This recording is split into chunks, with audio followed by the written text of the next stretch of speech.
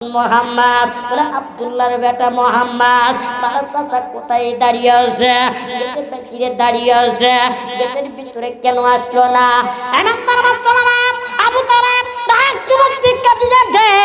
মোহাম্মদ তোমার অনুমতি পায় নাই, এই জন্য ভিতরে প্রবেশ করবে না। বলে কোথায় দাঁড়িয়ে আছে? বলে এবার বাইরে দাঁড়িয়ে আছে। খাদিজাটে একটা সেকেন্ড দেরি করেন নাই। আইতে আমার কলিজার ভিতরে চটবট চটবট করতেছে।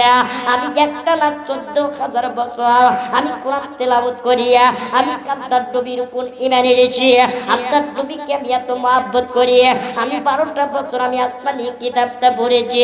আমি কিতাবের ভিতরে দেখি বাবার নাম কোন আব্দুল্লাহ, মার নাম কোন আমিনা, ওনার নাম কোন মুহাম্মদুর রাসূলুল্লাহ সাল্লাল্লাহু আলাইহি সাল্লাম। তার এমন একটা আকৃতি থাকবে, মাথার থেকে তাল পর্যন্ত টুক চমকাবে।